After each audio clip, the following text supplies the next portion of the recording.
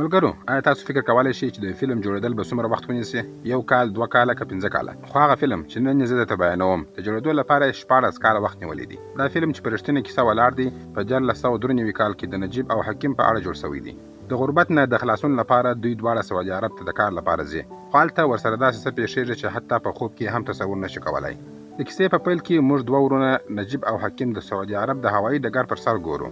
دوی دواړه د پیسو پیدا کولو لپاره سعودي عرب ته راغلي دي، خو مالک یې هوایي ډګر ته د دوی د راخیستلو لپاره نه دی راغلی. شپه شوه، بیا یو سړی دوی ته راځي، د دوی پاسپورټونه ترې اخلي او دوی له ځانه سره وړي. نجیب له هغه سړي څخه د اوبو غوښتنه کوي، خو هغه سړی اوبه نه ورکوي او ورته وایي چې په موټر کې کښېنه. د اوږده سفر نه وروسته دوی یوې دښتې ته رسېږي چیرې چې شپه کېږي. نجیب او حکیم ډېر خفه وي ځکه دوی د شرکت د کار لپاره راغلي وو، نه د دښتې لپاره.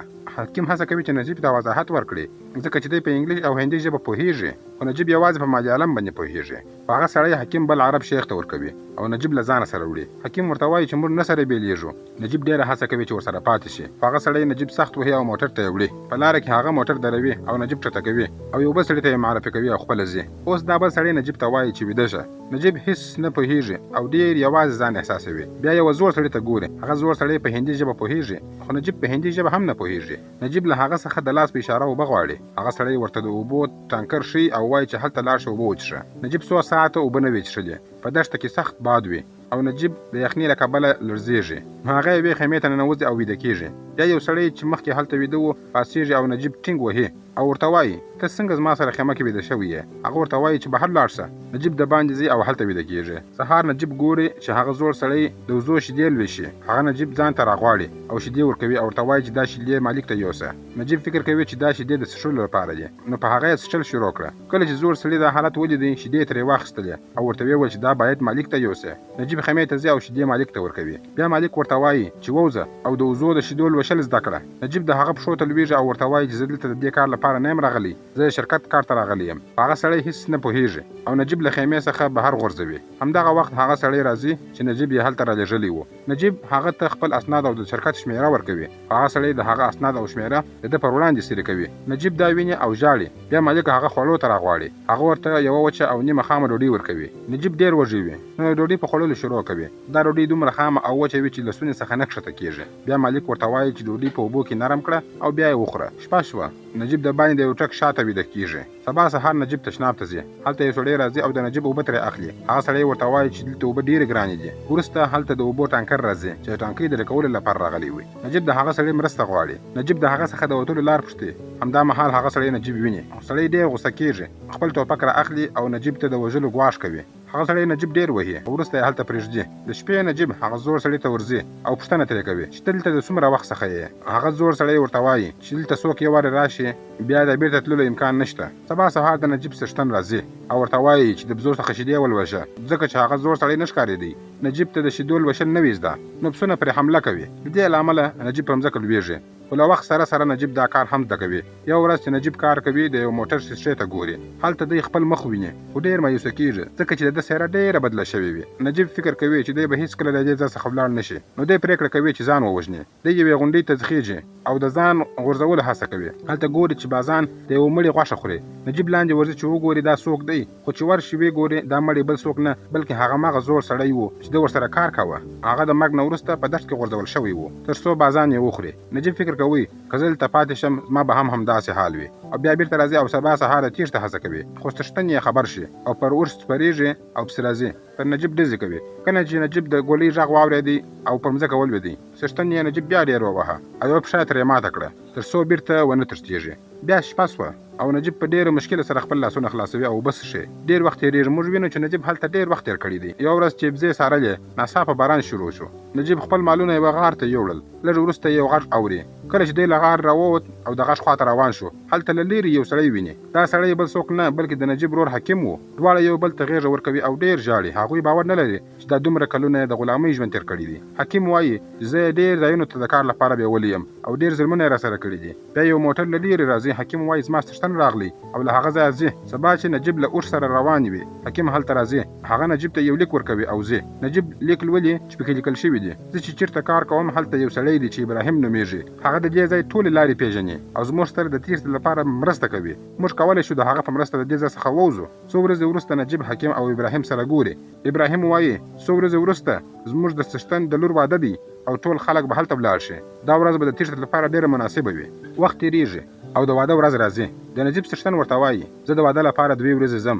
ته زموږ پر مالو باندې پام کوه. کله چې څښتن لاړی نجیب لومړی غسل کوي ځکه ډېره موده کېږي چې ځان یې نه دی پرېوللی. بیا هغه جامې اغوندي چې په پیل کې ورسره وي خو پتلون یې ډېر پرې کوچنی سوی وي نو د رسۍ په مرسته یې تړي. سبا نجیب زوی ته واښه ورکوي او وایي زه له دې ځایه ځم او هېڅکله بیا نه راځم. بیا حکیم او ابراهیم راځي. درې واړه له هغه ځایه ځي. د شپې ډېر ناوخته کېږي او دوی ډېر ستړي شوله. په لارې کې یو کاروان ویني چې هلته استراحت کوي. ابراهیم هلته د اوبو لپاره ورځي خو هلته یو سړی پرې ډزې کوي او له هغه ځای څخه 3 واره تښتي. بیا سهار کېږي. نجیب او حکیم دواړه ډېر تږي وي. حکیم له ابراهیمه پوښتي لاره چیرته ده؟ دلته خو شاوخوا یوازې دښته ده. ابراهیم وایي موږ لار ورکه کړې ده او په غلطه لار روان یو. لږ وروسته حکیم ویني چې یو اوښ اوبه څښي. دی لیونی شوی دی او د اوښ خواته منډې وروهي. ابراهیم وایي هلته اوبه نشته دا یوازې ستا یو خیال دی. چې حکیم هلته ورسي ګوري چې هلته یو مړ اوښ پروت دی. بیا دوی بیرته روان شول او یو ځای ته د لمانځه لپاره درېږي. هلته له ریګو نه ماران راوځي. ابراهیم حکیم راکاږي او ژغوري یې خو د نجیب پښه ماته شوې وه نو ژر یې نه سوه ځغستلی. ابراهیم ورته وایي ته مه خوځېږه. هلته ماران د نجیب په پښو تېرېږي. د نجیب پښې ډېرې زخمي وې ځکه تګ یې نه شي کولی. ابراهیم خپل جاکټ باسي او د هغه په پښو یې تړي.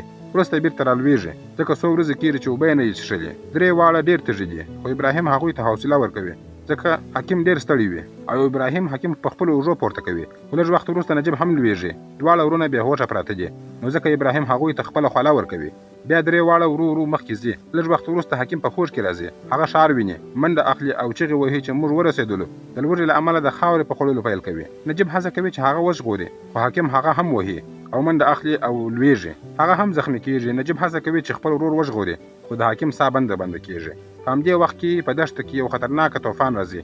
ابراهیم نجیب ژغوري او مخکې یې بیایي خو دواړه طوفان وړي. لږ وخت وروسته طوفان هم درېږي. ابراهیم او نجیب ژوندي پاتې کېږي. نجیب ولاړېږي او د خپل ورور په لټه کې سو چې جسد یې د طوفان لاندې پټ شوی و. ابراهیم نجیب ته وایي که ژوندی پاتې کېدل غواړو نو باید مخکې لاړ شو. له دې وروسته دواړه مخکې ځي. کله چې مخکې ځي نو ماښام کېږي. په هماغه وخت کې دوی ونې او اوبه ویني. دواړه ورته منډه کوي خو ابراهیم نجیب د اوبو له څښاک څخه راګرځوي ځکه دا اوبه کېدای شي چې زهرجنې وي. ابراهیم یو ټوکر لوند کوي او د نجیب په خوله کې سک سک اوبه ورکوي. هلته یو خالي بوتل هم پیدا کوي. لږ وروسته په اسمان کې مرغان ویني چې دوی له هغه څخه پوهېږي چې باید کوم طرف ته لاړ شي. دواړه هغه لوري ته روانېږي چې مرغان روان وه. اوس نږدې شپه شوه او د نجیب حالت ډېر خراب شوی دی. په هغه شپه هلته ویده کېږي. بله ورځ چې نجیب راکښېنستی ګوري چې ابراهیم هلته نشته. په هغه وخت کې د اوبو بوتل ویني چې ابراهیم پرې ایښی و. اوس نجیب په هغه دښته کې یوازې روان دی. لوږې او تندې هغه ډېر ناروغ کړی دی. پښې یې هم ډېر درد کوي. هغه د اوبو بوتل راباسي او اوبه څښي. هماغه وخت د موټرو غږ اوري او د هغه خواته منډه کوي. هغه ګوري چې سړک ته رسېدلی دی. ډېر وخت هڅه کوي چې مرسته ترلاسه کړي. هلته ماښام شو. هغه هڅه کوي چې پر سړک تېرېدونکي موټرونه ودروي خو ټوله شپه هلته ولاړ و او هیڅ چا موټر ونه دروي. بله ورځ سهار نجیب د سړک پر منځ روان و چې یو موټر ورته درېږي. دا موټر د یو شیخ و. شیخ هغه خپل موټر ته پورته کوي او اوبه ورکوي. هغه شیخ ښار ته راځي او نجیب د یو هندي هوټل مخې ته پرېږدي. هلته د هوټل خاوند ډېر ښه سړی و چې د ورک شوي خلکو سره به مرسته کول. هغه نجیب ته غسل ورکوي او وریښتان یې ورسموي. د نجیب حالت ډېر خراب و نو یو ډاکټر راغواړي او علاج یې ورکوي. نجیب ټوله شپه استراحت کوي. اوس هغه ډېر ښه احساس کوي. د هوټل خاوند نجیب ته وایي چې ستا له کورنۍ سره تماس نیول شوی دی. بیا هغه د نجیب کورنۍ سره خبرې کوي. نجیب ډېر ژاړي. له دې وروسته نجیب تاڼې ته ځي تر څو قانوني پروسه بشپړه شي او هند ته واستول شي. خو حقیقت دا دی چې بې اسناده خلک 3 میاشتې په زندان کې ساتل کېږي. هلته ځینې خلک زندان ته راځي تر څو هغه خلک وپېژني چې له خپلو شرکتونو یا هیوادونو څخه تښتېدلي وي. په حقیقت کې په عربستان کې مالک خپل غلام پېژني او بیرته یې له هغه ځای څخه بیایي. هماغه وخت نجیب هغه سړی ویني چې دی یې غلام ګرځولی و. هغه نجیب ته ورځي او درېږي. نجیب فکر کوي چې دا شیخ به بیا ما غلام کړي خو شیخ د هغه پر سر لاس ږدي او ورته وایي ښه ده چې زما له کوره تښتېدلی وې. که زه ستا اصلي مالک وای نو بیرته به ما ته دښتې ته بیولي وای او تا ته به مې سبق درکړی وای.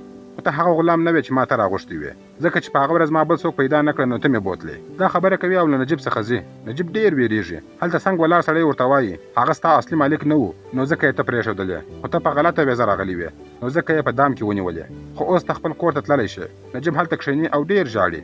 په بله صحنه کې ګورو چې نجیب د الوتکې لور ته روان دی. بیا وایي څوک چې بهر ته ولاړ شي نو د خپلې کورنۍ لپاره تحفه راوړي، خو زما د ښځې او زوی لپاره یوازې زما ژوند پاتې دی. په همدې کرښو سره فلم پای ته رسیږي. خدای دې وکړي چې کیسه مو خوښه شوې وي. ویډیو لایک او شیر کړئ. مننه.